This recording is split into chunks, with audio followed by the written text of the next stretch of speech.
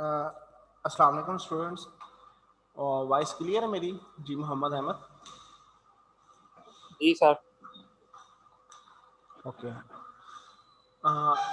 Any question from yesterday lecture? जो हमारा last lecture हुआ था सैटरडे में, उस दिन मैंने होमवर्क के अंदर 2 क्वेश्चन दिए थे, उसके अंदर कोई क्वेश्चन है तो हैंड रेस करे बेटा। जी सर इसमें एग्जाम्पल 13 में जो है ना, उसमें max saving sell goods at cost +30%, इसका मतलब बता दें। एग्जाम्पल नंबर किस में? 13 13 में। 13।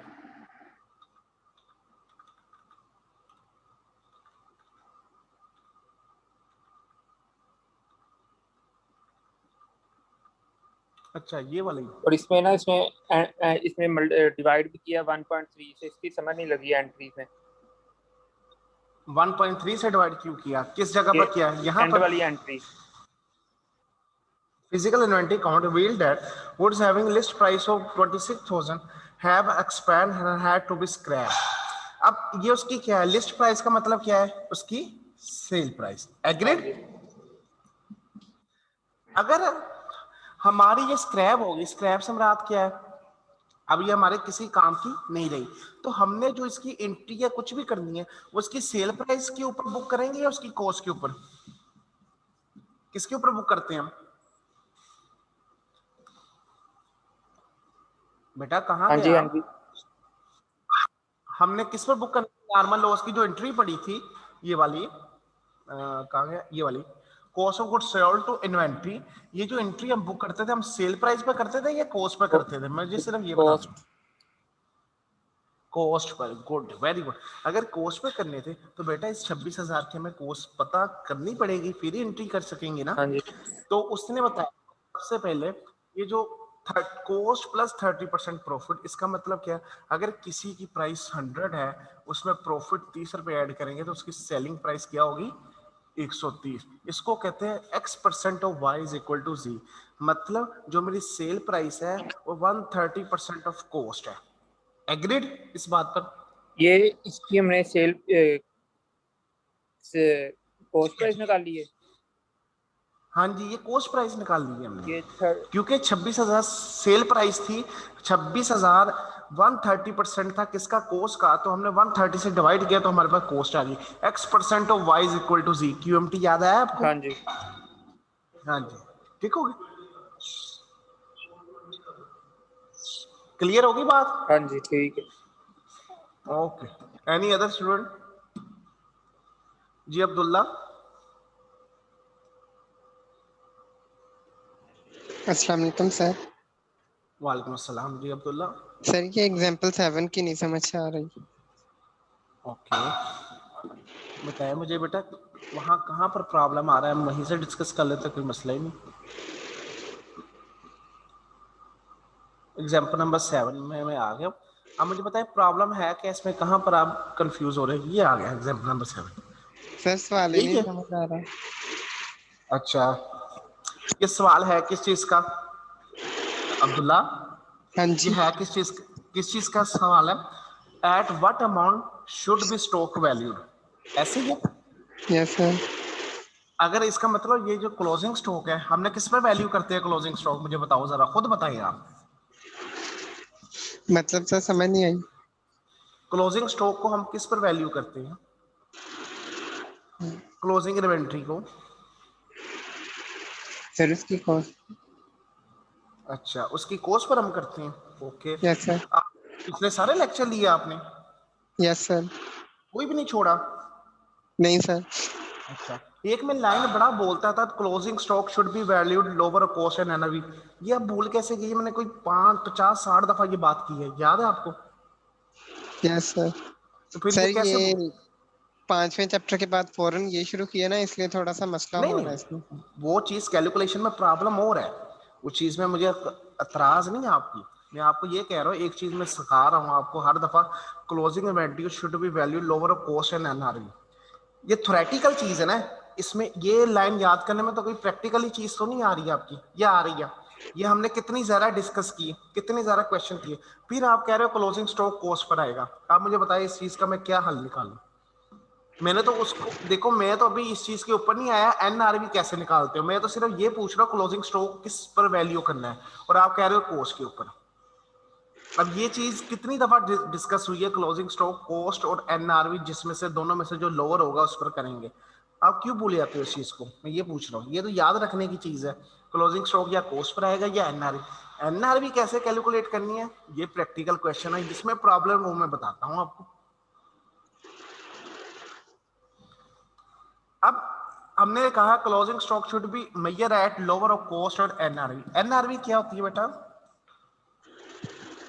सर उसकी नेट रियलाइजेबल वैल्यू वो कॉस्ट से ज्यादा भी हो सकती है और कम भी हो सकती है। ओके, और इस क्वेश्चन के अंदर उसकी कॉस्ट कितनी है? 10,000। एग्रीड? Yes sir. एनआरवी कैसे निकलती है? कॉस्ट वो sir expected selling price minus cost of sale. Cost to sale, cost to sale या cost to complete the product, दोनों में से कुछ हो सकती है। At the balance sheet there replacement buying price is 9,000। क्या मैंने आपको रिप्लेसमेंट बाइंग कॉस्ट का कुछ बताया अभी तक? नहीं, नो सर। नई चीज आ गई। They can be sold in normal course of business, in normal course of business for rupees 14,000। लेकिन उसने इस क्वेश्चन के अंदर आपको सेलिंग प्राइस दे दी, नॉर्मल कोर्स ऑफ बिजनेस में कितने का बिकता है? Yes sir. कितने का बिकता है? 14,000 का। 14,000। ठीक है, यस प्रोवाइडेड सर। है rupees 4,500 is spent on rectify the damage. ये क्या आ गई? Cost to make sale. Agreed? Yes sir. ये लेस कर देंगे इसमें से। 9,500 क्या आ गई मेरी? एनआरवी। इसमें एनआरपी कॉस्ट कितनी है मेरी? 10,000। लोअर क्या दोनों में से? एनआरपी। तो मैं किस पर रिकॉग्नाइज करूंगा अपने क्लोजिंग स्टॉक को? एनआरपी पे। तो उसने क्या लिखा है, ये देखो। और अगर मैं कहूं इसमें मुझे नॉर्मल लॉस कितना हुआ, नॉर्मल लॉस, तो वो कितना बना? तो 10। वो 500 का हुआ। क्लियर होगी? Yes sir, thank you. Any other question?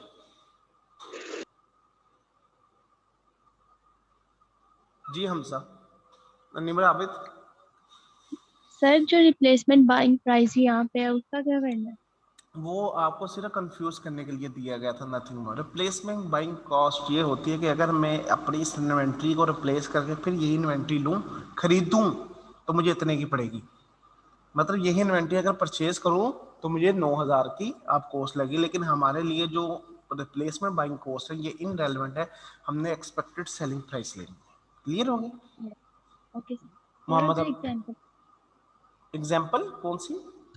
Example number 13 में ना 20 अगस्त की ट्रांजैक्शन बताइएगा, 24 अगस्त की। एक मिनट, एग्जाम्पल नंबर में जाता हूँ पहले 13 में। Yes sir.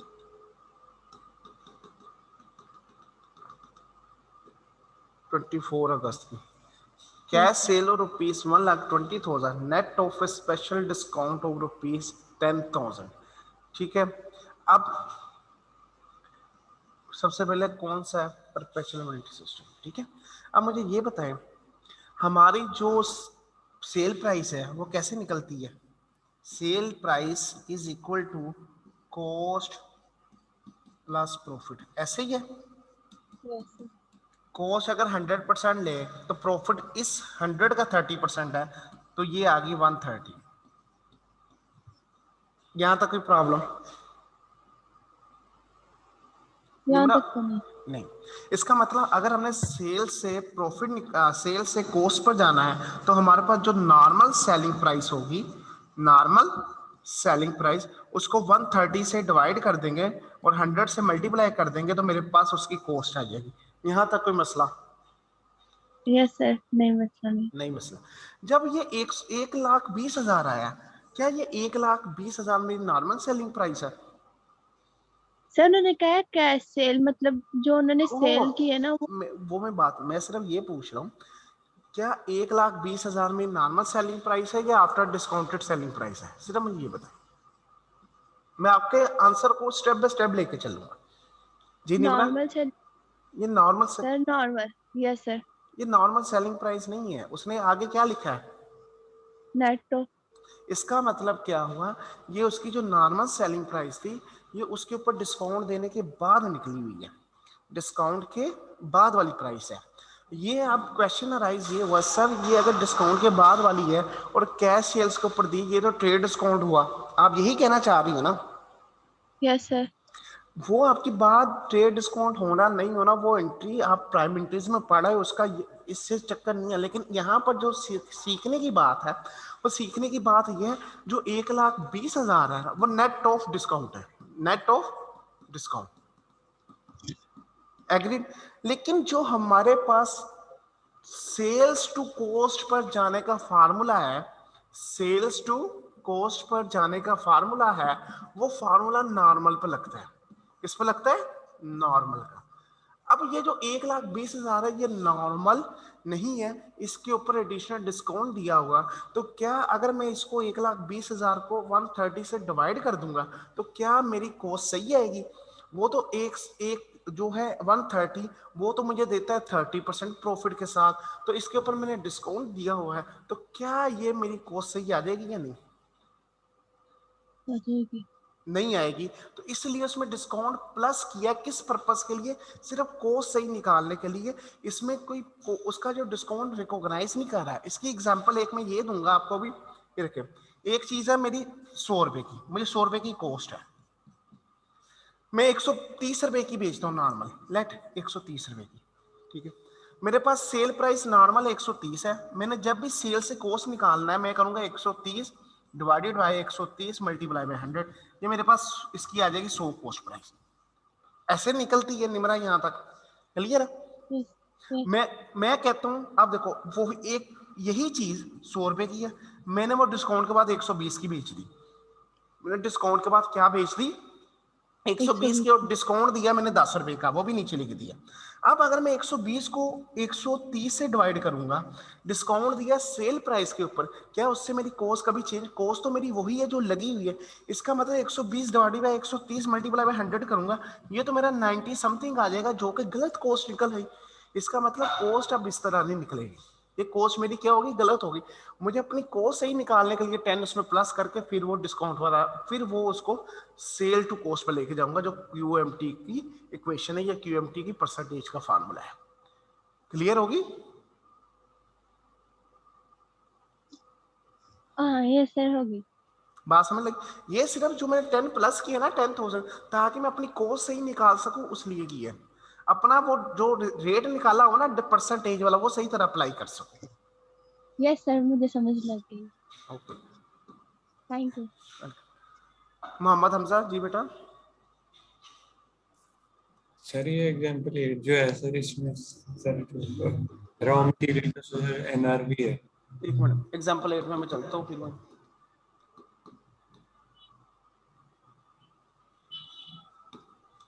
जी इसमें बताएं कहाँ पर? सर इसमें जो रॉ मटेरियल का एनआरवी है सर, उसमें 80 क्यों माइनस किया सर? वो तो फिनिश को उसकी कॉस्ट बनती है, तो सर उसमें आएगा। ओके, और ये जो 480 है, मुझे सिर्फ बताएं, आप इसकी बात कर रहे हो ना? जी सर, इसमें 80 अच्छा 80 तो नहीं मैं बताता हूँ, 480 किसकी सेल प्राइस है? रॉ मटेरियल की या फिनिश गुड की? सर, उसने बताया हुआ ऊपर फिनिश गुड का बताया हुआ है फिनिश गुड कि का। अब देखो, अगर हमने कंपैरिजन करना है अल्टीमेटली, एक वो मतलब एक पंजाबी में, सर अगर अगर हमने सर, घोड़ों का कंपैरिजन करना है, तो उसके लिए भी घोड़ा लाना पड़ेगा। हम घोड़ों और गधों का कंपैरिजन नहीं कर सकते, इस नहीं बात को। सर, अगर सर उसने सेल प्राइस उसकी फिनिश गुड की दी है, तो रॉ मटेरियल की तो हमने निकालेंगे नहीं, वो तो दी उसकी हुई है सर। ओहो, लेकिन बास का बिल्कुल आपकी बात ये एग्री करता हूँ, अगर उसने फिनिश गुड की सेलिंग प्राइस दी है, लेकिन हमारे पास है, तो हमारे पास अदर टेक्निक्स है जिससे हम रॉ मटेरियल की सेल प्राइस एक्सपेक्टेड निकाल सके। वो कैसे निकले? हम कहेंगे फिनिश गुड 480, 4,80,000 में बिकती है, लेकिन वेरी इंपॉर्टेंट थिंग, इसमें से जो इसकी सेलिंग कॉस्ट और जो इसकी, अच्छा सर, सही है सर वो 80 मतलब 80 माइनस किया, तो वो रॉ मटेरियल की सेलिंग प्राइस आ गई है, हाँ और जी फिर 40 उसमें से एनआर। सही है, सही, ठीक हो गया, क्लियर ठीक हो होगी? गया, ये उसने कंपैरिजन किया रॉ मटेरियल का, और ये कंपैरिजन किया फिनिश गुड का फिनिश गुड के साथ। क्लियर? मतलब सर जब 480 में 80 माइनस करेगा, तो एक तरह से रॉ मटेरियल की सेल एक्सपेक्टेड सेल प्राइस आ जाएगी, यस और फिर जब यस 40 माइनस करेगा, ठीक ठीक हो ठीक गया, है, thank you. Yes, very good, शाबाश। चले, बड़ी खुशी हुई बेटा आप लोगों ने क्वेश्चन किया। अब एक क्वेश्चन में फिर मैंने कल कोशिश की थी आपको ये वाला बड़ा समझाऊं, ताकि उसके बाद मैंने कुछ आपके होमवर्क के लिए दिए थे जानबूझ के। ये जो क्वेश्चन है, ये क्वेश्चन आपने करना है खुद होमवर्क। इसमें ये 3 चीजों को आप इग्नोर कर दे। अभी इसका समझिए, आपके क्वेश्चन में भी अंदर इसका लिंक नहीं है, ये 3 चीजें आपके लिए नहीं। आपने सिर्फ इतना क्वेश्चन लेके आपने इसका क्या निकालनी है इसकी को। अब इस क्वेश्चन के अंदर सबसे अहम चीज, उसने एक्सपेक्टेड सेलिंग प्राइस खुद नहीं बताई, उसने कहा कैलकुलेट करो। और कैलकुलेशन का उसने तरीका बता दिया कि 20% मार्कअप है। मार्कअप का मतलब क्या होता है? कोस्ट का 20%। मार्कअप कोस्ट का होता है, मार्कअप कोस्ट का होता है, और जो मार्जिन है वो सेल प्राइस का होता है, वो सेल प्राइस का होता है। ठीक है, इसका मतलब अगर यहाँ मैंने एक्सपेक्टेड सेलिंग प्राइस निकालनी है तो 1 लाख का 20% लूंगा और उसको 1 लाख में जमा करके 1,20,000 मेरी आ जाएगी एक्सपेक्टेड सेलिंग प्राइस। अगर मैं मार्जिन में निकालना चाहूंगा एक्सपेक्टेड सेलिंग प्राइस, क्योंकि मार्जिन सेल का होता है, तो इसका मतलब सेल 100 हो जाएगी, जिसका परसेंटेज हो उसको 100 एज्यूम कर ले। मार्जिन सेल का होता है तो सेल 100 होगी, तो इसका मतलब कॉस्ट ऑफ सेल्स कितने परसेंट होगी? 15% मार्जिन है, इसका 15% प्रॉफिट हो गया और कॉस्ट आ गई 85%। अब हमने 2,70,000 क्योंकि कॉस्ट है, दैट इज 85%, इसको 100% में लेके जाना ताकि एक्सपेक्टेड सेलिंग प्राइस है। आपने मार्जिन और मार्का को इसके अंदर जो 100 सेल को लेना है, ये 100 कॉस्ट को लेना है, वो हमने इस बेस पर देखना है ये मार्जिन है, ये मार्कअप। जिसकी परसेंटेज है, जिस तरह मार्जिन कहते हैं सेल्स की परसेंटेज, तो उस सूरत में सेल्स 100 और उसमें से प्रॉफिट लेस होगा, कॉस्ट है। अगर मार्कअप हुआ, मार्कअप कहते हैं हम कॉस्ट का, तो उसमें कॉस्ट 100, उसमें प्रॉफिट ऐड होगा तो सेल प्राइस आएगा। इस तरह आप इस क्वेश्चन को, इसमें क्यूएमटी का भी कॉन्सेप्ट है प्राइसेस निकालने के लिए, आप इसको सोल्व करेंगे और हम इंशाल्लाह इसको मंडे को डिस्कस करेंगे। जी हामिद। सर आपसे रिक्वेस्ट ये करनी थी कि क्वेश्चन नंबर जो एग्जांपल 8 है ना वो करवा दें। सर मार्कअप मार्जिनल का तो भी कॉन्सेप्ट दिया ही नहीं आपने, तो सर इसे होमवर्क में कैसे करेंगे? अच्छा जी, मैंने आपको मार्कअप मार्जिन का सिर्फ ये कहा है कि मार्कअप क्यूएमटी पढ़ी है हमने हामिद?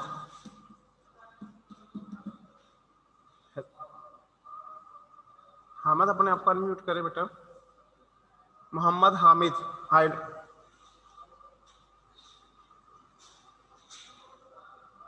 जी जी जी सर। ठीक है, हमने कल एक क्वेश्चन किया था जिसमें एस्टिमेटेड सेलिंग प्राइस निकालने के लिए उसने एक मेथड बताया था 50% ऑफ द कॉस्ट, और हमने वहां से एस्टिमेटेड सेलिंग प्राइस निकाला था। एग्रीड? कल के क्वेश्चन, आज के क्वेश्चन के अंदर भी मार्कअप मार्जिन का सिर्फ क्या है, हमें पता है, हमने ये चीज क्यूएमटी के जो न्यूमेरिकल परसेंटेज है उसमें भी की है कि सेल प्राइस निकालनी है, कॉस्ट प्राइस निकालनी है। इसके लिए 2 है, मार्कअप मार्जिन। मार्कअप क्या होता है? ये प्रॉफिट है। नॉर्मली सेल प्राइस निकलती कैसे है? Sale price is equal to cost plus profit, ऐसे निकलती है। ये क्वेश्चन आती है सबको, कॉस्ट में प्रॉफिट ऐड कर दे तो हमारी सेल प्राइस आती है। अब क्वेश्चन ये था इसमें सेल प्राइस प्रॉफिट कैसे निकलना है? अगर तो मार्कअप होगा तो हमने कॉस्ट का 20% प्रॉफिट ऐड करना है, और अगर मार्जिन होगा तो सेल का 20% प्रॉफिट ऐड करना है। ये क्वेश्चन मैं करवाऊंगा अभी आपको, लेकिन पहले होमवर्क के अंदर देना है ताकि आपकी सेल प्राइस की कैलकुलेशन थोड़ी सी हो। मैंने वो जो इनरेलेवेंट पार्ट था वो कटवा दिया आपका। अच्छा, वो सोल्व नहीं करना है? ये मैंने आपको ये क्रॉस नहीं कहा, ये है नहीं आपका। आप इतने हिस्से को ले ताकि आप एक्सपेक्टेड सेलिंग प्राइस खुद निकाल सकते हो, एक्सपेक्टेड वो खुद कैलकुलेशन कर सको। इसमें एज इट इज कोई वर्किंग वाला काम नहीं है, ज्यादा प्रॉफिट तो निकालना नहीं है आपने इसके अंदर। ठीक है, और सर ये ना एग्जांपल एक बार आप खुद करवा दें, उसका सर कॉन्सेप्ट क्लियर ही नहीं हो रहे हैं उसके ना, मतलब कि वो बातें भूली जा रही हैं। देखो एग्जाम्पल 8 मेरा करवाने से क्या बातें याद रहेगी? प्रॉब्लम नहीं आया, सर, एक बार जब टीचर प्रॉब्लम करवा कहां देता पर है? फिर वो मैं कह रहा हूं प्रॉब्लम कहां पर, मुझसे डिस्कस करो, मुझे पता चले आप कहां सर पर ये जो इनकी ना अमाउंट से, जैसे कि मैंने ये सोल्व दूसरी दोनों सोल्व कर ली थी और ये वाली मुझसे सोल्व नहीं हुई, पता नहीं क्यों सर। यार कोस्ट तो दोनों की आपकी सही निकली होगी। एग्रीड? या मुझसे डिस्कस करो यहाँ प्रॉब्लम आया किस जगह पर। मैं A to Z क्वेश्चन करवाना आसान है। मैंने देखिए मैंने पिछला क्वेश्चन सारा करवा दिया, कोई मसला नहीं। होमवर्क के अंदर जब क्वेश्चन होता है तो उसकी डिस्कशन होती है, आपको मसला आया कहाँ पर। मैं पूछा कॉस्ट सर मैं आपकी चाह रहा था आप एक बार करवा दें ताकि ये बाकी चीजें भी ना फिर इसका हो जाएं इसका cover। मतलब पता क्या है, मैं इधर सिर्फ क्वेश्चन करवाता जो मैंने फिर आपको होमवर्क उस तरह समझाने के लिए ना दूं, क्वेश्चन करवाना सर कौन सा, कल से फिजिकल क्लासेस में। वो आपको अनाउंस हो जाएगी। हाँ मत क्लास क्वेश्चन करवाना मसला नहीं है, अगर आपको क्वेश्चन करवा दो मैं करवा देता हूँ। आप मुझे बता नहीं रहे आपको मसला कहाँ पर आया है, अगर मसला नहीं बताओगे मैं क्वेश्चन कराते हुए कैसे उस पर फोकस करूँ। मैं पूछ रहा कोर्स निकला ये सर, नहीं सर क्वेश्चन करवा दे बस। मैं पूछ रहा एनआरआई निकला, नहीं सर क्वेश्चन कर। यार ऐसे नहीं होता, क्वेश्चन होमवर्क नहीं में नहीं, मिला है। अब मैं देखो पूछ रहा हूँ लास्ट, कि हाँ जी हाँ जी पूछिए पूछिए। मैंने कहा मैं पूछ रहा हूँ कि कल से फिजिकल क्लासेस हैं सर। फिजिकल क्लासेस का आपकी अनाउंसमेंट क्लास में हो जाएगी, ये इस वक्त रेलेवेंट क्वेश्चन नहीं, रेलेवेंट क्वेश्चन है आपका क्वेश्चन के ऊपर, आप उस पर आए, वो उसकी मैंने कहा अनाउंसमेंट मैं आपकी आप ग्रुप। जो उसमें है ना है, मैं आपसे वो पूछ रहा हूँ कल आपसे। जी जी पूछिए। मैंने कहा मैं कल फिर पूछ लूंगा कॉलेज में ही आपसे नहीं नहीं एक बार ये। आप, मेरा बेटा मैं आपको क्वेश्चन करवाने से तो इनकार नहीं कर रहा, मुझे पहले बताइए मसला क्या है, मैं आपको मुझे करवाना पड़ा मैं करवाऊंगा, मुझे पता तो चले आपने किया, आपको ये नहीं हुई, मुझे पता तो चले सर आपसे ये ना 280 सर ये कैलकुलेट। ना अमाउंट ही नहीं सही निकली है, मतलब कि अमाउंट ही नहीं सही निकली है, इस वजह से वो फिर मैंने छोड़ दी, मुझसे हुई ऐसा हुआ।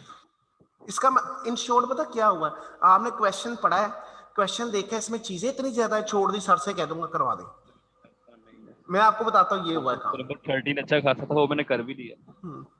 इसको दोबारा कीजिएगा, कल हम डिस्कस करेंगे, पहले इसमें देखो आपको प्रॉब्लम आता कहाँ पे। मैं करवाऊंगा, करवाने के ऊपर ओके मुझे सर। मुझे करवाने के ऊपर मसला नहीं है बेटा, लेकिन आपके लिए जरूरी है आप खुद करें। लास्ट क्वेश्चन था वो, उसको मैंने डिस्कस किया आपके साथ। जी राना जी,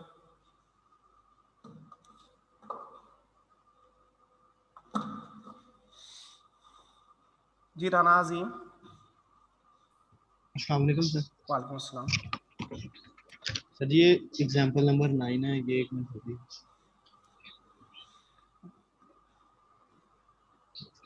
9 तो मैंने दी नहीं, ये मैं इधर कैसे आ जाऊँ। नहीं नहीं, ये जिस तरह पहली थी सेम उसी तरह की थी, इसकी मुझे एंड वाली ठीक नहीं समझ बेटा लगी, अगर मेरी आपने आज मेरी बात करवानी है। सुन, मेरी बात सुन, ये तो एग्जांपल मैंने अभी करवानी भी नहीं है आपको, ना मैंने होमवर्क में दी, ये थोड़ी सी डिफरेंट एग्जांपल है, ये आप क्यों इसके ऊपर आ गए। नहीं ये होगी, सारी होगी है, बस एंड से लो, उसका नहीं यार समझ जब लगी। ये डिस्कस होगा ना तब ये करेंगे, अभी ये बच्चों ने नहीं की, बच्चों ने कंफ्यूज हो ना, अल्लाह के बंदो। आप धीके ठीक से हो या गई। वो क्वेश्चन कर रहे हो जो आपने किए भी नहीं, कमाल है यार। निमरा आबद को करें। यूजली सर आपने ना एग्जांपल नंबर 3 में कहा है कि जो मार्कअप वैल्यू है वो कॉस्ट प्राइस पे होगी और जो मार्जिन है वो सेल प्राइस पे होगी। जी जी। तो ना एग्जांपल में ना कॉस्ट की प्राइस तो दी हुई है, सेल की प्राइस नहीं दी हुई। हाँ ये क्वेश्चन है ना, मतलब अब बच्चे कह रहे हैं इसको हम कैसे करेंगे, कोर्स तो दिए सेल्स नहीं दी, वेरी गुड क्वेश्चन। इसका मतलब बच्चे क्या हुआ, अब देखिए मैं आपको क्यूटी की हल्की सी एक चीज समझाऊंगा, आपको समझ लेंगे। इसमें दी है कोर्स कितनी, लेट 2,70,000 ऐसे ही है, और बच्चा यस सर, मार्जिन दिया है 50%। 15%। मैंने कहा मार्जिन होता है किसका, सेल प्राइस का, मान की बात। इसका मतलब ये है, और मैंने ये भी आपको बस सिखाया कि जिस चीज का मार्जिन होता है, जिस चीज की परसेंटेज होती है उसको क्या लिया जाता है, 100। इसका मतलब सेल्स क्या होगी आपकी, 100%। X% ऑफ वाई करने लगाओ, ठीक है। सेल्स में से लेस करूंगा मार्जिन, सेल्स का 15% है ना, और कॉस्ट क्या होगी मेरे पास 85%। निब्रा यहां तक आपको प्रॉब्लम। सर एक मिनट फिर बताइएगा कि हमने हर सेल को तकरीबन एक्स ले लें या 100 ले लें, वो हम पे है। हाँ That- जिसकी परसेंटेज लेनी है उसको 100 लेनी है। अगर यहाँ होता ना मार्कअप, अगर यहाँ पर होता मार्कअप, तो मार्कअप के लिए मैं क्या करता, मैं कहता कॉस्ट 100 है, क्योंकि मार्कअप कॉस्ट का लेना है, इसमें ऐड करूंगा मार्कअप 20, और अब मेरी सेल प्राइस 120 है। बात समझ लग गई। 120। Yes, sir. या ये वाला बना, इस तरह का सीक्वेंस बनेगा, या ये वाला सीक्वेंस बनेगा, ठीक है। अब ये क्वेश्चन हमारे पास है, अब हमारे पास उसने कॉस्ट दी हुई है 2,70,000। Yes, sir. ये कितने परसेंट है कॉस्ट, मार्जिन की 15%। 50। अगर देखा जाए तो ये कॉस्ट 85% नहीं है। यस सर, 85% बन गई क्योंकि तो मार्जिन लेस करना है तो इसका और मतलब मार्कअप प्लस करना अगर ये 85% है तो क्या हम 85% से 100% पर जा सकते हैं। है। यस सर, जा सकते हैं। क्या करेंगे, डिवाइडेड बाय 85 मल्टीप्लाई बाय 100, तो मेरे पास क्या आ जाएगी उसकी सेल प्राइस। ठीक हो गया, हमने 85 से 100% की तरफ जाना है। ये मैं क्वेश्चन कल कराऊंगा अभी आपको, बेफिक्र हो जाए। Okay sir.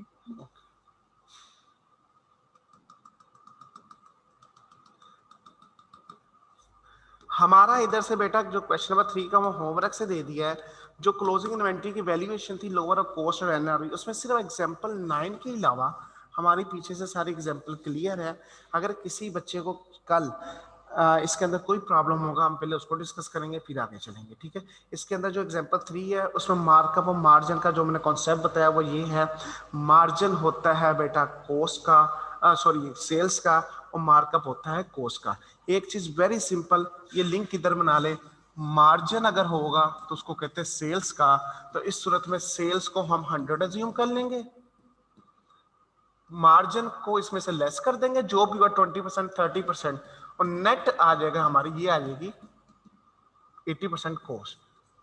अब इस इक्वेशन को यूज, दूसरी साइड पर अगर मार्कअप होगा तो वो कॉस्ट का होता है, अगर कॉस्ट का होता है तो इसमें कॉस्ट 100, प्रॉफिट इसमें 20, और ये सेल आ जाएगी 120। अब क्वेश्चन में भी आपको कॉस्ट दी हो, कॉस्ट दी है तो आपने सेल्स पर जाना है, बाज होगा सेल दी होगी कॉस्ट पर आना है।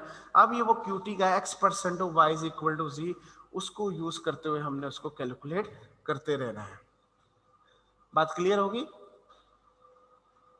उसने अब इसका जो आसान तरीका है ना सबसे, वो क्या, पहले हमने डिफाइन कर ली ये वाला फॉर्मेट है या ये वाला फॉर्मेट है, ठीक है, दोनों में से एक फॉर्मेट होगा। अब उसी क्वेश्चन के अंदर जिसमें 2,70,000 है, उसकी अगर मैं एग्जांपल दूं तो उस 2,70,000 वाले क्वेश्चन एक सिर्फ मैं फिगर आपको बेटा सोल्व करवा ही देता हूं ताकि आपका क्वेश्चन खत्म हो जाए।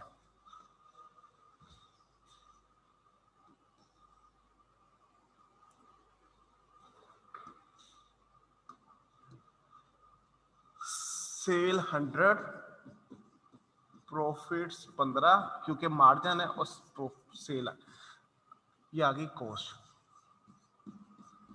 अब उसने इस क्वेश्चन के अंदर क्या दिया है, कॉस्ट दी है 2,70,000, हमने क्या निकालनी है, उसकी सेल प्राइस। तो जो चीज हमें दी है उसकी परसेंटेज क्या, मतलब अगर कॉस्ट है ना तो यहाँ कॉस्ट क्या आएगा 85, तो उसको 85 से डिवाइड कर देंगे और मल्टीप्लाई कर देना है जो हमने निकालना है।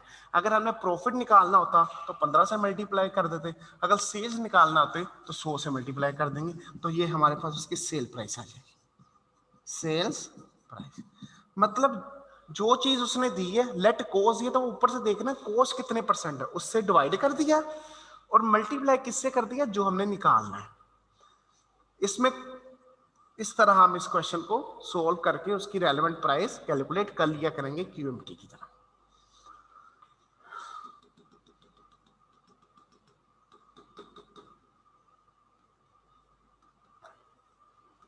ये क्वेश्चन बेटा हमने कर लिया, जिसके अंदर हमने सीखा FIFO इन्वेंट्री मेथड से किस तरह हम इन्वेंट्री कार्ड बनाते हैं, और उसी तरह हमने इन्वेंट्री कार्ड के साथ पीरियोडिक मेथड भी सीखा। मतलब FIFO मेथड से जो क्लोजिंग इन्वेंट्री कैलकुलेट करते हैं, पीरियोडिक और परपेचुअल, हमने दोनों सीख लिए। और साथ ही आपको होमवर्क के अंदर ये वाला बेटा क्वेश्चन दिया गया था, जिसको मैं ये लिख रहा हूँ, ये वाला, कि आपने इस क्वेश्चन का FIFO मेथड पीरियोडिक और परपेचुअल दोनों से करना है। आज हम सीखेंगे अपना वेटेज एवरेज, वेटेज एवरेज हमने ये कैसे कैलकुलेट किया। अभी तक आपने देखे जो एनआरवी और इलस्ट्रेशन 7, इलस्ट्रेशन 8, इलस्ट्रेशन वो जो 6, इलस्ट्रेशन 2, जिसके अंदर हम वैल्यूएशन कर रहे थे, valuation of closing inventory should be maintain at lower of cost and NRV, और जितनी भी एग्जांपल थे उसके अंदर कॉस्ट उसने अप्रोक्सीमेटली दी गई थी, किसी एक आधे में कैलकुलेट करनी होती है। अगर वो ना दी हो तो अल्टीमेटली हम अपनी क्लोजिंग इन्वेंटरी की कॉस्ट भी कैलकुलेट कर लेते हैं। तो उसका मेथड क्या है, FIFO मेथड या वेटेज एवरेज, जो भी मेथड होता है। हमने पहले FIFO मेथड के अंदर भी फिर दो आए थे, उसमें पीरियोडिक इन्वेंटरी सिस्टम है, ये परपेचुअल इन्वेंटरी सिस्टम है। पीरियोडिक इन्वेंटरी सिस्टम का हमने सेपरेट पढ़ा था, और परपेचुअल के अंदर बेटा हमने पढ़ा था कि जैसे जैसे एंट्री होती है वैसे वैसे अप टू डेट भी हम साथ साथ करते रहते हैं और एट द एंड वो हम उससे क्लोज करके निकाल लेते हैं। वो था। इसी तरह आज हम वेटेज एवरेज मेथड पढ़ेंगे। वेटेज एवरेज मेथड के अंदर भी जो परपेचुअल मेथड है बेटा, परपेचुअल के अंदर हमारा क्या बनता है, इन्वेंट्री कार्ड। जिस तरह फाइफो के अंदर इन्वेंट्री कार्ड बनता है उसी तरह परपेचुअल के अंदर भी इन्वेंट्री कार्ड बनता है। और यहाँ पीरियोडिक के अंदर हमारा इन्वेंट्री कार्ड नहीं बनता, उसके अंदर at the end closing stock से हमने कैलकुलेट करना। इसका मतलब परपेचुअल के अंदर इन्वेंट्री कार्ड बनेगा जिसमें हर परपेचुअल के अंदर जैसे कोई ट्रांजैक्शन होगी साथ ही हमारा ट्रांजैक्शन के साथ ट्रांजैक्शन होते ही हमारा क्या होगा, डाटा अपडेट होगा, साथ ही डाटा अपडेट होगा। जबकि पीरियोडिक के अंदर साथ साथ डाटा अपडेट नहीं होगा क्योंकि पीरियोडिक एक टाइम पीरियड के बाद करते हैं। तो इसमें एक और डिफरेंस क्या आएगा, इसमें एक डिफरेंस आएगा जो पीरियोडिक है, पीरियोडिक का जो वेटेज एवरेज रेट होगा वो 1 निकलेगा पूरे साल का। पीरियोडिक का वेटेज एवरेज रेट 1 होगा, सेम होगा फॉर फुल ईयर। जबकि परपेचुअल का वेटेज एवरेज रेट डिफरेंस होंगे, मतलब डिफरेंट होंगे। एक साल में मोर देन 1 2 3 4 एवरेज रेट निकलेंगे वेटेज एवरेज। उसकी रीज़न ये है जैसे हम परचेस करेंगे हमारा वेटेज एवरेज रेट साथ ही अपडेट हो जाएगा क्योंकि डाटा साथ साथ अपडेट हो रहा है। पहली मैंने इन्वेंट्री अगर 1 यूनिट लिया था 100 रुपये का और अगला यूनिट मैंने साथ ही दूसरा यूनिट लिया है 80 रुपये का, तो अल्टीमेटली मेरा फौरन क्या हो जाएगा, उसका रेट चेंज हो जाएगा। जबकि पीरियोडिक के अंदर हम सिर्फ परचेजेस बुक करते रहते हैं, एट द एंड एक रेट निकालेंगे। ये करते कैसे हैं, हम क्वेश्चन को लेके चलते हैं जहां आपको क्लियर हो जाएंगे पीरियोडिक इन्वेंट्री सिस्टम में बेटा या परपेचुअल इन्वेंट्री सिस्टम में किस तरह वेटेज एवरेज कोर्स को लेके चलेंगे। वेटेज एवरेज कोर्स में होता क्या है, जैसे ही अब इसमें कुछ चीजें जरा याद कर ले, बेशक नोट कर ले, बाद में आप भूल जाते। एक परचेज के साथ परचेज रिटर्न, सेल्स रिटर्न, इन 3 चीजों से बेटा क्या होता है, जब भी इन 3 में से कोई एक चीज हो तो पॉसिबल है कि उसका रेट चेंज हो जाए, रेट चेंज हो। सेल्स के साथ रेट चेंज नहीं होता, मतलब जब सेल होगी रेट चेंज नहीं होगा, लेकिन जब परचेज रिटर्न या सेल्स रिटर्न आएगी, सेल रिटर्न के अंदर भी पॉसिबल है, किसी के अंदर हो भी सकता है किसी के अंदर नहीं भी हो सकता, लेकिन सेल्स की वजह से रेट चेंज नहीं होगा। ये एक चीज कर लें। अब हम एक क्वेश्चन लेते हैं और क्वेश्चन लेके इसको करते हैं और आप देखेंगे कैसे स्मूथली वो क्वेश्चन चलेगा। आज हम क्वेश्चन थोड़ा सा मुश्किल करेंगे, सिंपल एग्जांपल को लेके नहीं चलेंगे। अब जी निमरा बेटा,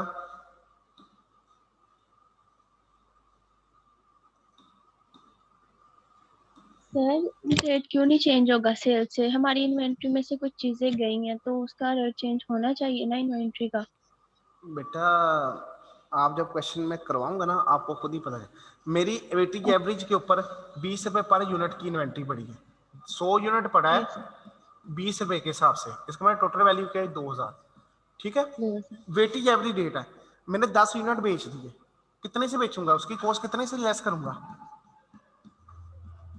20 के साथ ही। एग्रीड? यस। 200 लेस कर दिए, 1800 बच गया। यहां से मेरे पास 1 मिनट 18 रह गए 20 के साथ ही, और यहाँ पर रह गया मेरे पास 90। अब मुझे बताएं, जब मैंने 20 के रेट के साथ ही बेची, 20 के रेट के साथ ही कॉस्ट अपनी कम की, अब मेरे जो रिमेनिंग यूनिट है क्या उसके वेटेज एवरेज पर कोई फर्क पड़ेगा? क्योंकि जब मैं बेचता हूँ ना, मैं उसी रेट पर आउटफ्लो करता हूँ जो मेरा रेट निकला हुआ है, जो मेरा रेट उस वक्त मौजूद है ना वेटेज एवरेज, मैं उस पर उसके ऊपर कॉस्ट लेता हूँ। जब वेटेज एवरेज रेट और इशूड रेट सेम हो तो हमारा रेट के ऊपर इम्पैक्ट नहीं आता। अब आप कहोगे सर परचेज के साथ कैसे इम्पैक्ट आता है? मेरे पास इन्वेंट्री पड़ी है 100, 20 रुपए प्राइस है, टोटल वैल्यू 2000। मैंने नई इन्वेंट्री खरीद ली 100, उसकी प्राइस है 22 रुपए, उसकी प्राइस है 22 रुपए। 22। तो अब क्या वेटेज एवरेज रेट पर इफेक्ट आएगा या नहीं? ठीक है सर। जी बेटा, वेटेज एवरेज रेट पर इफेक्ट आएगा, एवरेज रेट पर।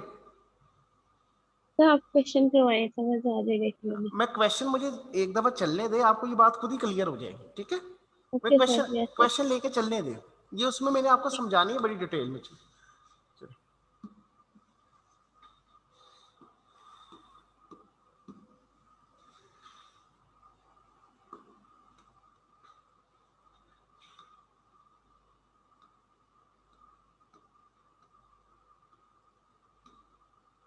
Question number 11, quality products limited. अब पहले हम कह रहे हैं परपेचुअल के साथ। परपेचुअल है तो क्या बनेगा? इन्वेंट्री कार्ड, जिस तरह फाइफो में बना था। क्या बनेगा बेटा इसमें? Inventory card. यहां लिखेंगे डेट, यहां लिखेंगे परचेजेस या परचेज रिटर्न, यहां लिखेंगे इशू, सेल नहीं, इसका वर्ड लिखेंगे इशू।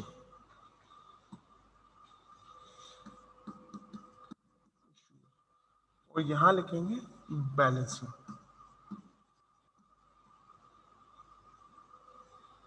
इसके अंदर भी आपको पता है, परचेजेस के अंदर क्वांटिटी प्राइस वैल्यू, इशू के अंदर क्वांटिटी प्राइस वैल्यू, और बैलेंस के अंदर भी क्वांटिटी प्राइस वैल्यू, तीनों चीजें आएंगी। अब हम चलते हैं क्वेश्चन के ऊपर।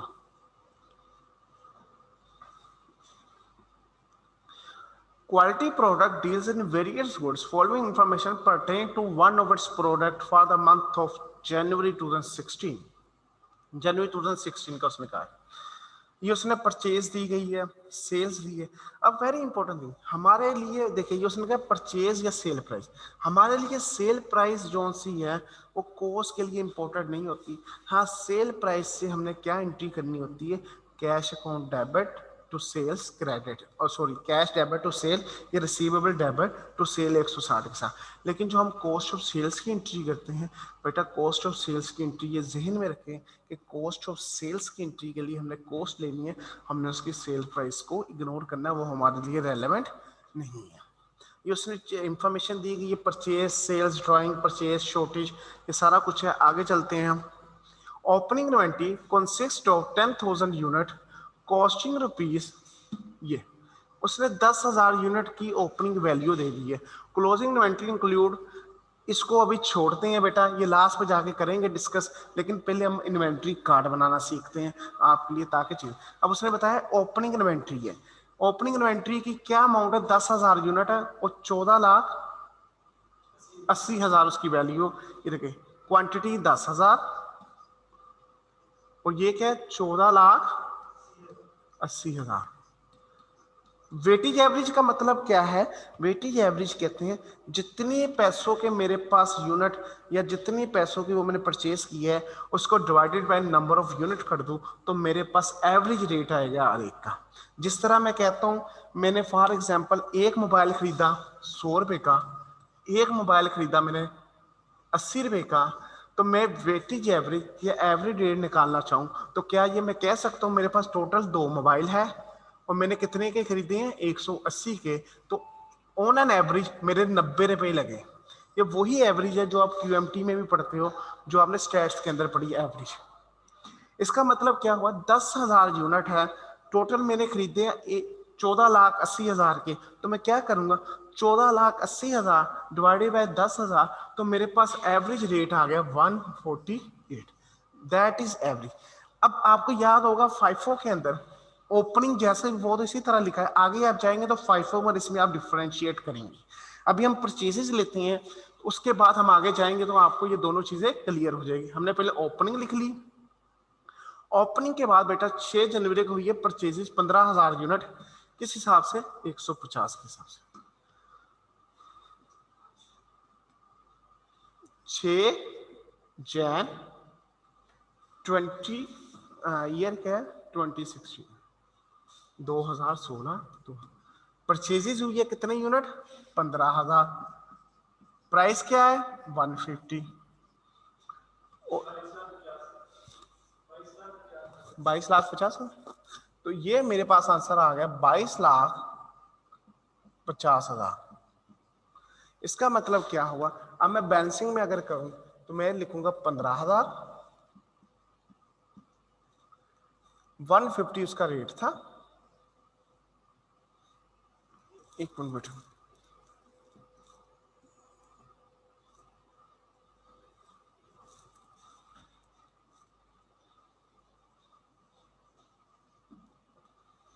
अब जब बैलेंसिंग करेंगे तो बैलेंसिंग में टोटल मेरे पास आ गए।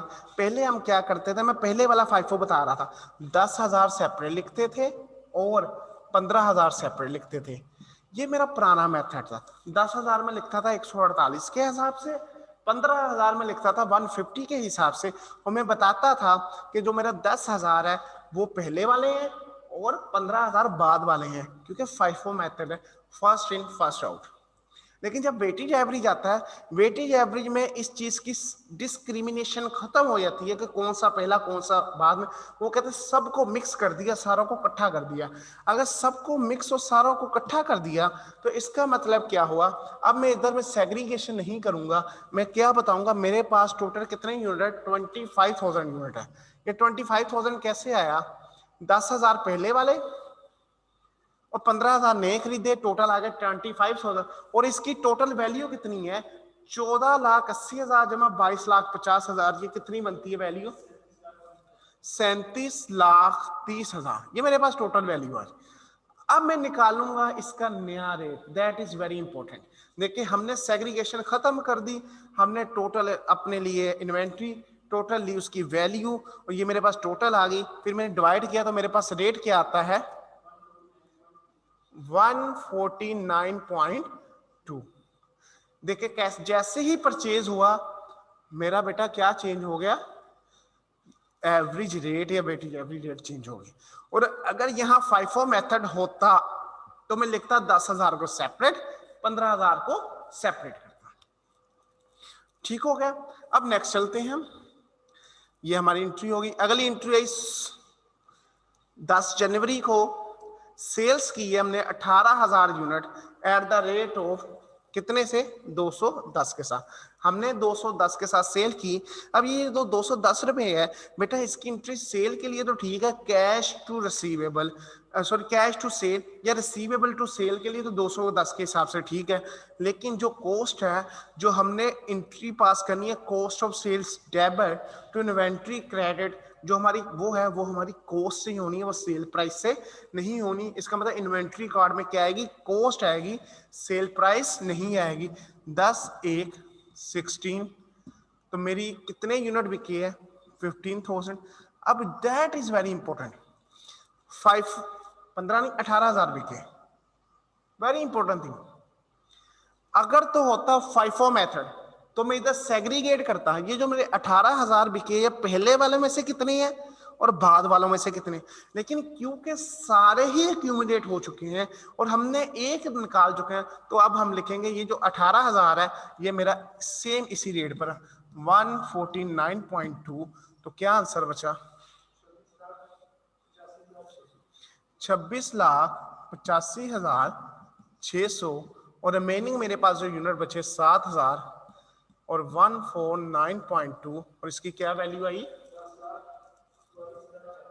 10,44,400। जी अब वो हैंड रेज करें। जी निमरा। यस सर, समझ लग गई। समझ लगती? चलो और किसी यस सर। और कोई स्टूडेंट ने? अभी इसको मैंने क्वेश्चन तो पूरा करा। और किसी स्टूडेंट ने?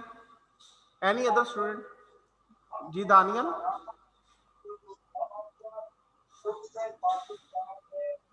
क्या समझ नहीं वालेकुम आती है। सर। वालेकुम सलाम। जी। एक जी सर ये 149.2 कैसे आया है? 149.2 मेरी टोटल वैल्यू कितनी थी? 37,30,000। Yes sir. मेरे टोटल यूनिट कितने थे? सर 25,000, तो 25,000। एवरेज कैसे ली जाती है? यस सर, ठीक है सर। क्लियर होगी? गुड हो गया। यस जी बख्तावर बेटा, क्या प्रॉब्लम आया आपको? अब बोले आप। सर ये जो आपने 10 जनवरी की ये कराई है ना सर, ये इसकी बिल्कुल भी समझ नहीं आई। सिर्फ 10 जनवरी जो अभी की है हमने, ये 18,000 वाली, इसकी बात कर रहे हैं ना मेरा बेटा? बख्तावर बेटा सिर्फ मुझे बता दें, ये 18,000 की बात कर रहे हैं ना आप? सर ओके, मेरी बात सुने। हम जब सेल करते थे परपेचुअल इन्वेंटरी सिस्टम में, सेल की यूनिट हमने, तो क्या हम उस सेल के साथ कॉस्ट ऑफ सेल्स की एंट्री करते थे? हम अपनी इन्वेंटरी से निकालते थे चीजें? Yes sir. यस, निकालते थे। तो किस, अगर तो फाइफो मेथड होता जो हम पहले करते थे, तो हम क्या करते थे? हमने कहना था जो पहले वाले हैं पहले उसमें से निकले, जो बाद वाले बाद में उसमें से, मतलब हम उस सीक्वेंस को फॉलो करते थे। एग्रीड? बख्तावर बेटा काइंडली मेरे साथ रहे ताकि मुझे पता चले मैं आपको समझा पा रहा हूँ या नहीं पा रहा। आप अपने आप को म्यूट कर लेते, मैं किस तरह आपको फिर कम्युनिकेट करूंगा? Sir agreed. कम से कम मुझे पता तो हो ना मैं किसी इंसान से बात कर रहा हूँ। तो इसका मतलब, लेकिन यहाँ पर वेटेज एवरेज, यहाँ पर वो सेग्रीगेशन नहीं है मेरे ओपनिंग वाले कौन से हैं या मेरे क्लोजिंग वाले कौन से हैं, मेरे परचेजेस वाले कौन से। इसका मतलब ये जो 18,000 इशू किए, ये जब मैंने इधर सारे मिक्स कर दिए थे, जो कि मिक्स करने के बाद मेरे पास ये 25,000 आ गए थे और इनकी मिक्स प्राइस निकल आई थी 149। तो ये जो बेटा मैं 18,000 इशू करूंगा, ये 149.2 ये एवरेज कोर्स है। अगर ये फाइफो होता तो मैं सीक्वेंस वाइज करता, क्योंकि ये एवरेज है तो मैंने एवरेज रेट के साथ उसको इशू कर दिया और रिमेनिंग इन्वेंट्री लिख दी इधर। ये मेरी रिमेनिंग इन्वेंट्री आ गई और रिमेनिंग इन्वेंट्री लिखने के बाद मैंने इसको क्लोज कर दिया। अब बताएं बेटा, फाइफो, हम फाइफो को इशू के अंदर सीक्वेंस फॉलो करते थे, जबकि वेटेज एवरेज के अंदर हम सीक्वेंस फॉलो नहीं करेंगे। हम क्या देखेंगे? उसका जो बेटा बैलेंसिंग अमाउंट है, जो हमने वेटेज एवरेज रेट निकला है, उसी से हमारा इशू होगा। वेटेज एवरेज रेट क्या निकला? 149.2। सर यही तो समझ नहीं लग रही कि आपने वो 149 इधर भी लिख दिया है वैसे ही बिल्कुल, और उधर बैलेंस सर 6 जनवरी वाली में भी बैलेंस में लिख दिया 149.2। अच्छा, सर इसी की तो समझ। अच्छा आप कह रहे हो ये रेट चेंज नहीं हुआ? एग्रीड, यही कहना चाह रहे हो ना? रेट चेंज होना चाहिए था इधर। ये रेट लिखा जिस रेट पर मेरी चीजें, और ये रेट लिखा जिस रेट पर मेरा क्लोजिंग स्टॉक पड़ा हुआ है। ये जो है ये क्लोजिंग स्टॉक की, अगर मैं कहूँ 10 जनवरी को मेरा क्लोजिंग स्टॉक क्या है, मैं कहूँगा 7,000 यूनिट थे, एक यूनिट की प्राइस 149.2 थी और रिमेनिंग मेरे 10,44,400 रह गए। और अगर मैं कहूँ, लेट अज्यूम करें या इसको अदर वर्ड्स कहूँ, इस सेल से पहले ये जो 18,000 की सेल हुई है, इस सेल से पहले मेरे कितने यूनिट थे? मैं कह रहा हूँ मेरे पास 25,000 यूनिट थे इस सेल से पहले, और हर एक यूनिट की प्राइस 149.2 थी और टोटल वैल्यू ये थी। जब मैंने उस जो इसकी प्राइस थी उसी प्राइस से मैंने इसको इशू किया, मैंने कम किया, तो अल्टीमेटली मेरे क्लोजिंग बैलेंस की प्राइस तो नहीं चेंज होनी। इसलिए मैंने सबसे पहले एक चीज आपको कही थी, जो प्राइस है उस जब सेल होगी, इशू होगी, तो मेरी प्राइस चेंज नहीं होगी। जब परचेज रिटर्न होगा, सेल्स रिटर्न होगा या परचेजेस होगी, तो उस सूरत में चांसेस है मेरी क्या प्राइस चेंज हो जाए। ये मैंने जो 149.2 लिखा है, ये मैंने उसकी एवरेज रेट लिखा है। जी बख्तावर बेटा। लग गई समझ सर। और सर ये जो आपने ये 26,85,600 सर ये कैसे है? ये कैसे है? मेरा एक यूनिट कितने का था? 18,000 का। उस यूनिट की प्राइस कितनी है? 1492 से, मतलब उसकी कॉस्ट, इसको मल्टीप्लाई करके देखिए। सही सर, ओके, थैंक यू। अब हम चलते हैं नेक्स्ट। 16 जनवरी को हमारी परचेजेस हुई 13,000 यूनिट, जिसकी प्राइस थी 160 रुपए के हिसाब से। अब हम क्या करेंगे? 16 जैन तो देखिए हमने परचेजेस लिख रहा हूं मैं बेटा, कितने की हुई है, कितनी परचेजेस हुई है हमारी? 13,000। रेट क्या है इसका? 160। तो टोटल क्या वैल्यू बनी? 13,000 मल्टीप्लाई बाय 160, 20,80,000। 20,80,000 टोटल वैल्यू निकाली। 13,000 मल्टीप्लाई बाय 160।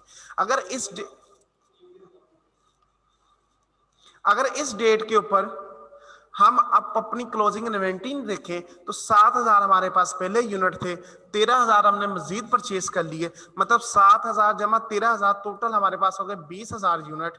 और 20,000 यूनिट की अभी रेट कैसे निकलेगा, पहले टोटल वैल्यू लिखेंगे फिर डिवाइड करके रेट निकालेंगे। टोटल वैल्यू देखें तो 7,000 यूनिट की थी 10,44,400, 13,000 यूनिट की टोटल वैल्यू 20,80,000। इन दोनों को प्लस किया 31,24,400, ये इन 20,000 यूनिट की टोटल वैल्यू आई है। अब 31,24,400 को मैंने 20,000 पर डिवाइड किया तो क्या आंसर आता है 156.2। ये कैसे आया आंसर 31,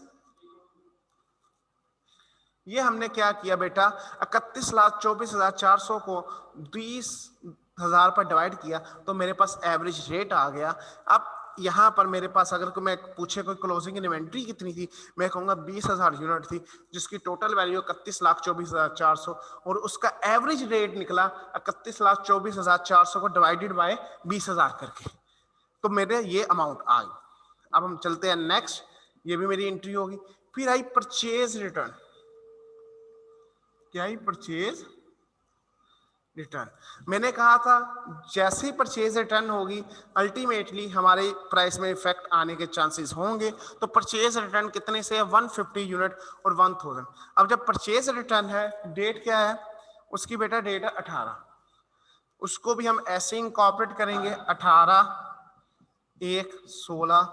कितने यूनिट परचेज रिटर्न हुए 1000। ये मैं नेगेटिव में लिख रहा हूं क्योंकि ये शो कर रहा है मेरा रिटर्न है। रेट क्या था इसका 150।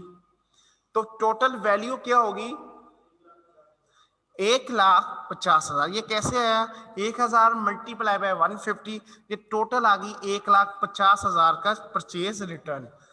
अब इसको इनकॉर्पोरेट कर, पहले मेरे पास थे 20,000 यूनिट, उसमें से 1,000 यूनिट मैंने वापस भेज दिए तो पीछे मेरे पास बच गए 19,000 यूनिट। कितने बच गए 19,000। 20,000 माइनस 1,000। मेरे पास पहले इस 20,000 यूनिट की वैल्यू कितनी थी 21,24,400। इसमें से कितनी अमाउंट की वैल्यू वापस चलेगी, वो चलेगी बेटा मेरी 1.5 लाख के ऊपर। तो इसका मतलब 21,24,400 में से मैं 1.5 लाख रुपया माइनस कर दूंगा, बाकी क्या बचेगा मेरा 31,24,400 में से 1,50,000 माइनस किया तो बाकी क्या बचा 29,74,400। अब जो मेरे पास 19,000 यूनिट है उनकी कॉस्ट है 29,74,400। जब मैंने डिवाइड किया तो मेरा एवरेज रेट आ गया 156.55। ये नया रेट आ गया। वेरी इंपॉर्टेंट थिंग, ये जो एवरेज रेट हम निकालते हैं ना, ये जब इशू करेंगे, इशू से मराद जब चीज बिकेगी या चीज निकलेगी अदर देन परचेज रिटर्न, तो फिर हमने वो एवरेज रेट उस वक्त का यूज करना है। अदरवाइज परचेजेस और परचेज रिटर्न के अंदर हमने एवरेज रेट कभी भी यूज नहीं करते। परचेज जब होती है जो जिस रेट पर परचेज होती है हम वो रेट यूज करके उसमें ऐड करते हैं, और परचेज रिटर्न में जिस रेट के ऊपर हमारी परचेज रिटर्न होती है हमने उसी में लेते हैं। उसकी रेट से मराद ये है जोन से वाला स्टॉक वापस जाता है हम उस स्टॉक की कॉस्ट लेते हैं, हम यहाँ पर एवरेज रेट यूज नहीं करते। वेरी इंपॉर्टेंट, एवरेज रेट सिर्फ इशू वाले खाने में यूज करना है हमने। जी दानियाल। अस्सलाम वालेकुम सर। वालेकुम अस्सलाम। सर इसमें रेट क्यों चेंज हुआ, मतलब जबकि हमारी परचेज इसमें क्यों चेंज होता है रेट सर परचेज रिटर्न को देखा जाए परचेज ये कितने के हिसाब से चीजें वापस गई है हमारी सर 150। तो हमारा एवरेज रेट क्या था 156.2। रेट का फर्क आ गया तो एवरेज रेट में फर्क आ जाना है ऑटोमेटिकली। जब भी रेट का फर्क आएगा एवरेज रेट में फर्क खुद ब खुद आ जाएगा। Clear? No sir.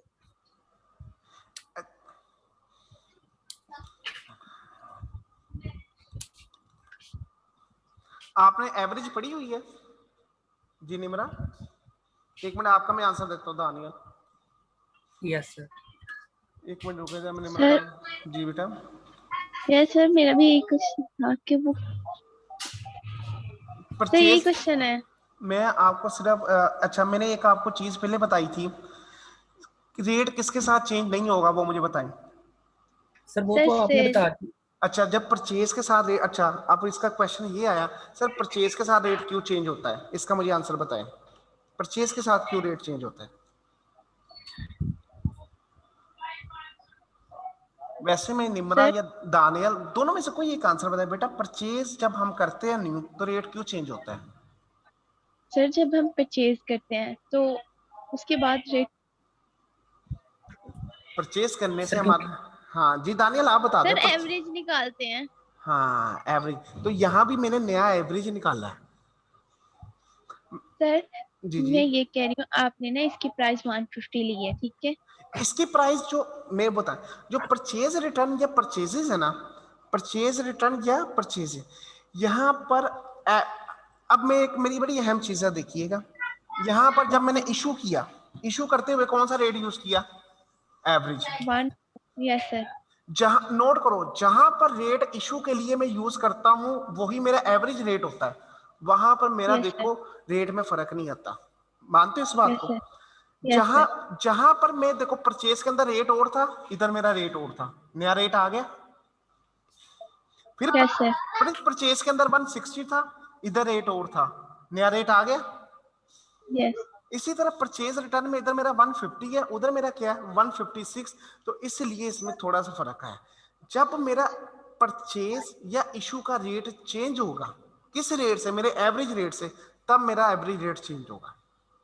Excuse me sir, अब देखिए हमने एक परचेजेस की है 150 पे और एक परचेजेस होती हैं किसी और प्राइस पे भी हो जाती है, तो हम हमारे लिए कौन सा जरूरी है, मतलब लाइक फाइफो में था फर्स्ट इन फर्स्ट आउट, मतलब जो पहले गया वो चला गया, उस जो लास्ट पे बचा है उस पे लेना है, और यहाँ पे हमने 150 लिया, अगर यहाँ पे एक नहीं और नहीं परचेजेस हो जाती नहीं, यहाँ पर 150 इसलिए नहीं लिया, मेरी बात सुनिए, ये जो एवरेज निकल रहा है ये मुझे बताएं, ये एवरेज हमारी कैलकुलेशन के लिए निकल रहा है या इसके साथ कोई हमारा पेबल वगैरह भी इफेक्ट होता है, तसल्ली से बात है सुनो। हमारी कैलकुलेशन से। हमारी कैलकुलेशन, इसका मतलब जो हमने चीजें पे करनी है, जैसे हमने परचेजेस की, हमने एंट्री की purchase to payable, purchase to payable, let assume करें मैंने 150 के हिसाब से एंट्री की, ठीक है। मैं वही चीजें जब वापस करूंगा, उसको मैं जब वापस करूंगा तो मैं अपनी फिर एंट्री क्या करूंगा, पेएबल टू परचेजेस, किस रेट के साथ, जिस रेट से मैंने खरीदी थी, मानते हो। यस सर, इसका मतलब मेरी जो पे परचेजेस या परचेज रिटर्न की एंट्री होती है वो उसी रेट से होती है जिस रेट से मैंने परचेज की या परचेज वापस की, जिससे खरीदी उसी से वापस की, मानते हो। लेकिन यस सर, जब ये, इसीलिए हमारी इधर मजबूरी है, जो हम परचेजेस करते हैं तो हम उस रेट से परचेजेस करते हैं जिस रेट से हमने खरीदी, और जब हम परचेज रिटर्न करते हैं हम उसी रेट पर परचेज रिटर्न करते हैं जिस रेट से हमने खरीदी होती है। बात समझ लगी। जिस रेट पर हमने, सर जी जी जी बेटा निमरा बोले। सर ये अभी भी कंफ्यूजिंग है, जो आपने 150 की ना जो परचेज रिटर्न की है वो वाली। अच्छा, इस परचेज को 150 के बजाय 148 पर क्यों नहीं लिया, मेरा ये अब क्वेश्चन आ गया आपसे। आप ये सर कह रहे वो हो ना मुझे 150 की बजाय 156 लेना चाहिए, क्यों लिया 148 को, 148 की बजाय 150 पर। तो यही पूछ रही हूँ। अच्छा, आप कह रहे परचेजेस भी 150 से नहीं आनी चाहिए, आप कहना ये कह रही हो। सर देखिए हमने अच्छा, जो ना परचेजेस किस पर आनी चाहिए, परचेजेस सर परचेजेस हमने जिस वैल्यू पे परचेजेस किया 150। 150, और परचेज रिटर्न किस पर लिखते हैं, जिस, मैंने आपसे चीज खरीदी 10 रुपए में, ठीक है, यस सर, मैं आपको वापस करूं, मैं कहा वापस 9 रुपए में रखो, 10 की खरीदी थी मैं, नहीं वापस आप 12 रुपए में रखो, आप मानोगी कभी मेरी बात, आप कभी कहोगे भी 10 नहीं। की लिए 10 की वापस करो, यस हिसाब सर, नील होगा। श्योर, एग्री करते हो आप इस ले चीज लो, के। Totally sir. यस सर, ये सब ना क्वेश्चन ये है क्वेश्चन क्या सर। है, अच्छा आप ये कह रहे हो क्वेश्चन ये है, ये जो हमने 1000 यूनिट वापस किया है, ये 150 वाला वापस किया, ये 160 वाला वापस किया, यस सर, यहाँ उसने खुद बता दिया 150 वाला। ये यही था सर क्वेश्चन के।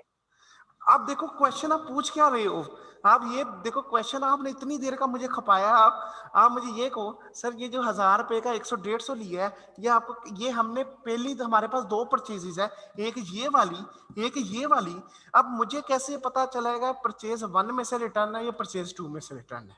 एग्रीड? यही क्वेश्चन यस है। सर, यस सर, ये अच्छा क्वेश्चन है, थैंक यू सर। ये अच्छा क्वेश्चन। अब इसमें देखो उसने खुद बता दिया 150 से हमें पता चल गया ये इसमें से वापस किया गया। यस सर, पता लग गया।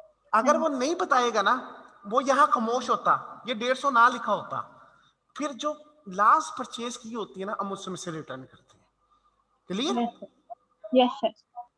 ओके शुक्र। सब बच्चों को क्लियर हो गया बेटा ये बात? जी उस्मान खान, उस्मान और दानियाल। सर मेरा ख्याल नहीं है कि अभी भी समझ आई है, आप कल करवा दीजिएगा। अभी भी समझ नहीं आई आपको? नहीं मुझे तो समझ आ गई है सर। चलिए आगे। दानियल बेटा आपका क्वेश्चन है इसमें? उस्मान, चलिए यहां तक बात क्लियर होगी मेरा बेटा सबका? ओके। अब नेक्स्ट हमारी क्या है? सेल्स। अब जब सेल्स इशू आते हैं तो इशू हमेशा हम करते हैं अपनी एवरेज रेट के ऊपर। किस रेट पर आई है सेल? कितने यूनिट सेल हुए हमारे? 12,000 यूनिट सेल हुए। अब इशू के लिए हमेशा कौन सी प्राइस लेते हैं? जो एवरेज निकली होती है 156.55, और इसका क्या आएगा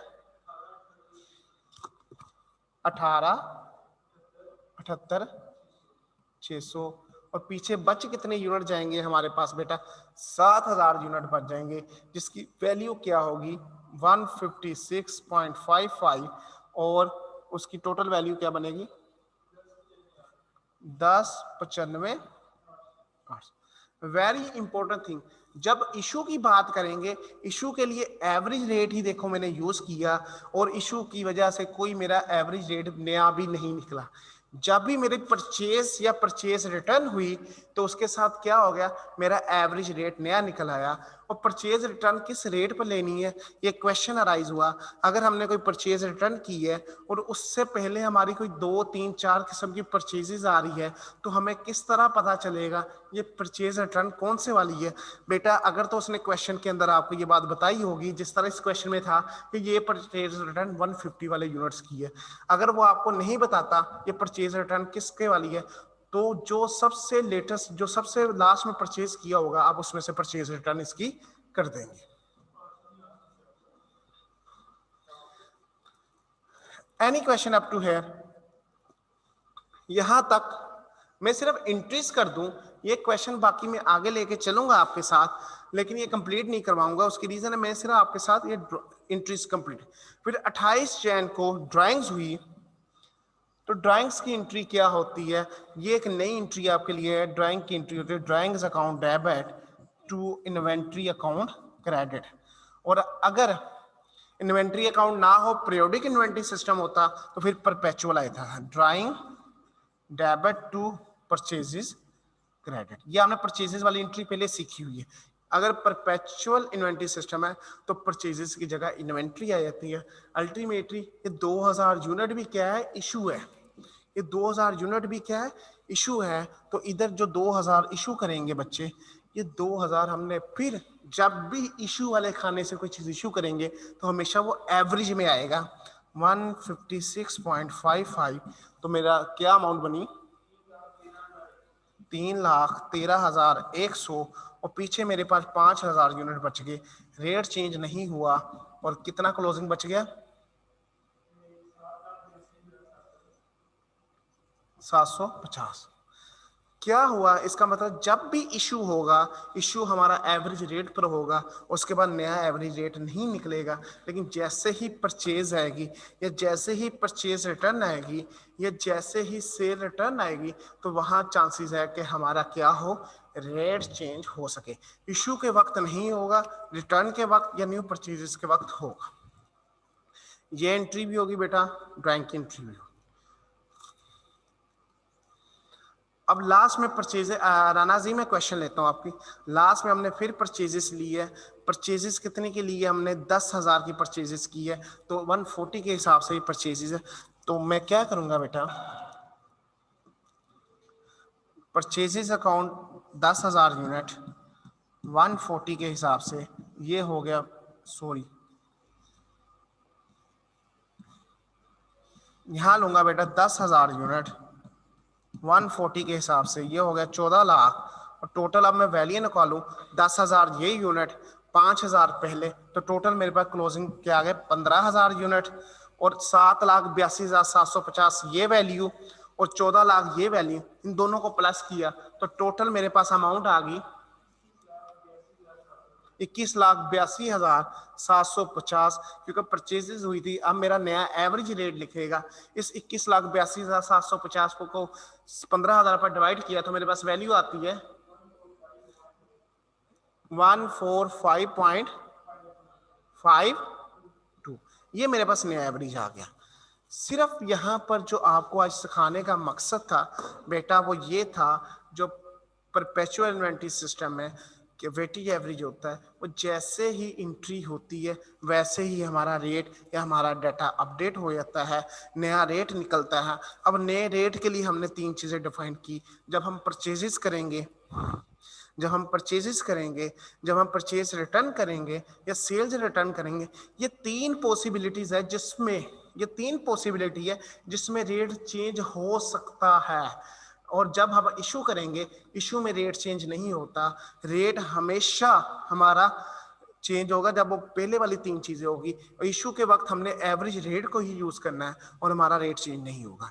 और एक अहम चीज जो मैंने परचेज रिटर्न और सेल्स रिटर्न की सूरत में कहा, रेट चेंज हो सकता है, लेकिन अगर इन तीनों के दौरान ये जो रेट हम लिख रहे हैं, ये वाला रेट अगर कहीं किस्मत से हमारा एवरेज रेट के इक्वल आ गया पहले ही, तो उससे भी हमारा फिर रेट चेंज नहीं होगा। रेट सेम भी आ सकता है लेकिन चांसेस होती है रेट चेंज की।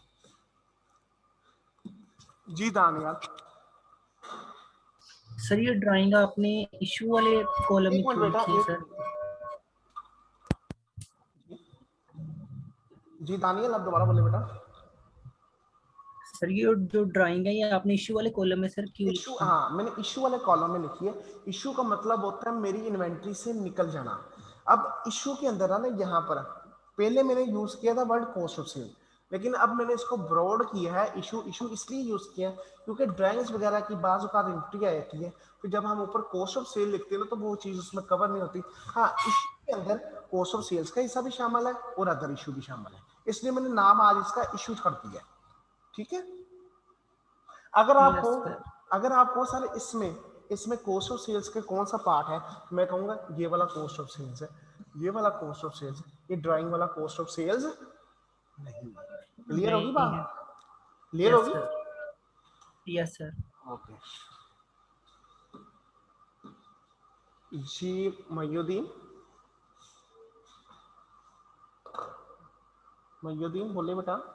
हमजा गौर को भी अनम्यूट कर दो। जी अस्सलाम वालेकुम सर। वालेकुम अस्सलाम। जी बेटा। सर ये सेल्स रिटर्न में आपने कहा रेट चेंज होने के चांसेस हैं, तो सर ये इन दैट केस होता है कि हम एक मिसाल है प्रोडक्ट सेल कर दी हमने 150 रुपए के हिसाब से जी, तो जब हमें जो कस्टमर वापस देने आया चीज तो हमने उस पर थोड़ी सी कटौती की। नहीं हमने सोचा कि हमें 150 पे नहीं वापस लेनी है अब। इस वजह से नहीं, इस वजह से मैं आपको बताता हूँ किस तरह से होगा। मैं आपको अभी इधर से समझाता हूँ। ये देखिए, फॉर एग्जाम्पल मैंने कोई चीज बेची है, लेट मैंने उसको 200 के हिसाब से बेची है। मैंने किस हिसाब से बेची थी? 200 के हिसाब से। मैंने एंट्री की रिसीवेबल टू कैश, क्लियर, और साथ ही मैंने एंट्री की cost of sales debit to inventory credit. मतलब मैंने एक किस्म की ये वाली एंट्री कर दी, ये जिसको मैं ये हाईलाइट में रखा, एक किस्म की ये उस दिन एंट्री कर दी। उस दिन मेरा रेट था 149.2। क्लियर हो गया? Yes sir. मैंने 149.2 से कॉस्ट ऑफ सेल्स में ले गया। अब हुआ क्या, उसके बाद मेरी ये परचेजेज आ गई, ये परचेज रिटर्न आ गई, मेरा रेट चेंज हो गया। Yes sir. अब जो मुझे सेल्स रिटर्न हुई है वो इसमें से हुई है 149। जब इसमें से सेल्स रिटर्न होगी, मैं एंट्री क्या करूंगा, अपना रिसीवेबल क्रेडिट करके सेल्स डेबिट कर दिया। और जो मैंने दूसरी एंट्री की हुई थी ना, cost of sale debit to inventory credit, इस एंट्री का मैं उल्टा करूंगा, मैं इन्वेंट्री डेबिट करूंगा, कॉस्ट ऑफ सेल्स क्रेडिट कर दूंगा। लेकिन अब जब ये आएगी तो मेरी इन्वेंट्री में इशू कितने से हुई थी? 149.2 से, तो दोबारा कितने से आएगी? 149 से आएगी। और मेरा उस वक्त रेट होगा 156.55, इसलिए मेरा रेट चेंज होगा। ठीक है सर, वो दोबारा सम अप करके फिर एवरेज लेंगे। यस ठीक है, इसलिए मैंने वर्ड में यूज किया। मैं पता क्यों यूज किया, मैं भी जिस दिन मैंने सेल की उसी दिन मुझे वापस आ उसी गई, दिन बेशक वापस आ रहे, उस दिन का तो मेरा रेट सेम सेम था, इसलिए मैंने इसको इजी वर्ड कहा। जब मेरा रेट परचेज का, परचेज रिटर्न का, सेल्स रिटर्न का मेरा जो रेट है वो रेट डिफर करेगा एवरी रेट के साथ, तो उस वक्त लाजमी बात है मेरा एवरी रेट चेंज होना है। ठीक हो गया सर, ठीक है ठीक है, लेकिन इशू के साथ चेंज नहीं होता, नहीं होगा सर, वो तो कॉस्ट भी लेंगे। ओके, यहाँ तक किसी और बच्चे का क्वेश्चन है बेटा पूछ ले। नहीं, हम इंशाल्लाह कल इधर से आगे चलेंगे, लेकिन अब इसका मतलब मैंने एक किस्म की अब तक की क्लोजिंग इन्वेंट्री निकाल ली। ये मेरी क्लोजिंग इन्वेंट्री की वैल्यू होगी 15,000 यूनिट 145.52 और उसकी टोटल वैल्यू, ये मैंने क्लोजिंग इन्वेंट्री निकाली। इससे आगे क्या क्या वो थोड़ी सी और चीज है, ये मेथड है परपेचुअल पीरियोडिक का। जी हमजा गोहल।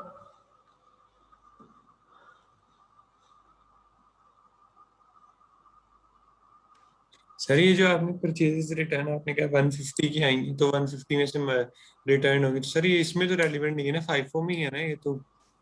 ये बेटा की सर जो बेटी की एवरेज है। नहीं सर, पहले जो आपने उनको बताया कि जो परचेज रिटर्न नहीं उस, अब देखो फॉर एग्जांपल वो यहाँ ये चीज नहीं बताता, ये चीज नहीं बताता जी। अगर उसने ये चीज नहीं बताई तो अल्टीमेटली अब हमें नहीं पता ये किस परचेजेस में से है, परचेज 1 में से या 6 जनवरी वाली में से या 16 जनवरी में से। आपके पास कोई ऐसा मेथड है जिससे हम निकाल सको ये किस में से है, दोनों में से वन? नहीं सही है सर, फिर लास्ट पे ले लेना। फिर हमें इस सूरत में अजम्पशन लेनी, या अजम्पशन ले लो, I am assuming that it is from 6 January, या I am assuming that it is from 16 January, या लास्ट में से ले लो। इसका फाइफो के साथ ताल्लुक नहीं, इसका ताल्लुक इस चीज के साथ, अगर उसने कहीं नहीं बताया फिर हम फंस गए, अब क्या करें? अच्छा और सर ये पीरियोडिक में ये इन्वेंट्री कार्ड नहीं बनेगा, उसमें फिजिकली काउंट करेंगे और जो लास्ट रेट वो पड़ी वो अप्लाई कर देंगे। देखिए और फिजिकली काउंट करें, और उसमें मैंने जिस तरह इसमें देखो, आप देखो कि रेट कितनी दफा चेंज हुआ, हर सेल परचेज के बाद रेट चेंज हो रहा है इधर। जी। अब पीरियोडिक में भी जब करेंगे ना, अभी हमने किया नहीं, करेंगे इंशाल्लाह कल, तो पीरियोडिक में भी निकलना तो वेटेज एवरेज रेट ही है ना, कोई दूसरा तो नहीं निकलना, लेकिन उसमें एक ही निकलेगा, क्योंकि जब काम ही एक दफा करना है उसमें फिर एक ही रेट निकलेगा। अच्छा सही ठीक हो। इसमें तो हर सेल हर परचेज के बाद चेंज हो रही है ना चीज, उसमें तो हमारे पास पूरे साल की परचेज भी है, हमारे पास पूरे साल के परचेज रिटर्न भी है, हमारे पास सारा कुछ है, तो इसका मतलब उसमें क्या होगा बेटा, एक इकट्ठा रेट निकला है। ठीक हो, वो हम निकाल सीखेंगे जी। अब मोहम्मद अहमद आपका बेटा क्वेश्चन है। सर ये जो आपने क्वेश्चन किया है, ये जूम आउट कर दें स्क्रीन में, वो लेनी है, स्क्रीनशॉट लेना है। मैं भी एक मिनट, इसका बेटा क्वेश्चन जो करवाया आपने ये शीट पे, मैं अभी करवाता हूँ, इसको जूम आउट कीजिएगा।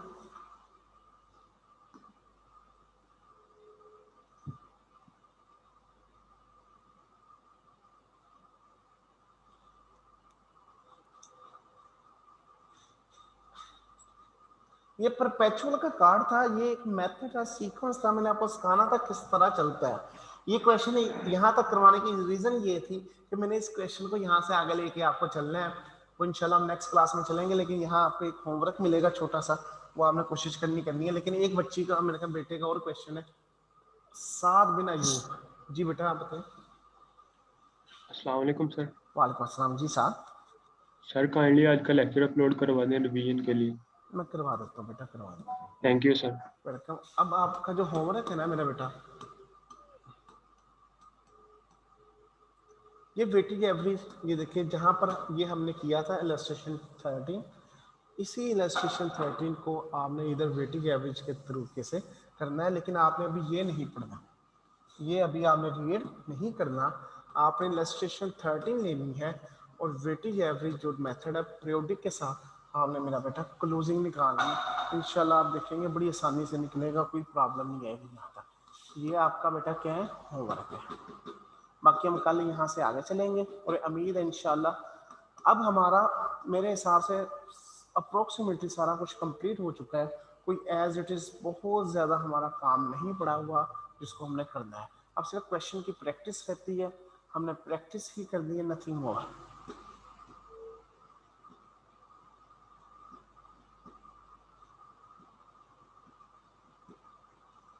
जी बेटा उसामा।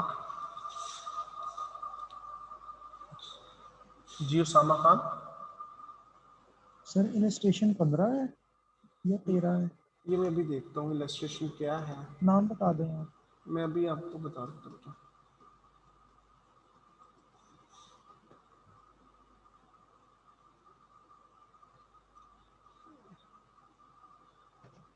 इलस्ट्रेशन 13 है, जिस आपने इलस्ट्रेशन 13 कर दिया है, लेकिन बेटा ये आपने कर दिया 5-4 मेथड के साथ।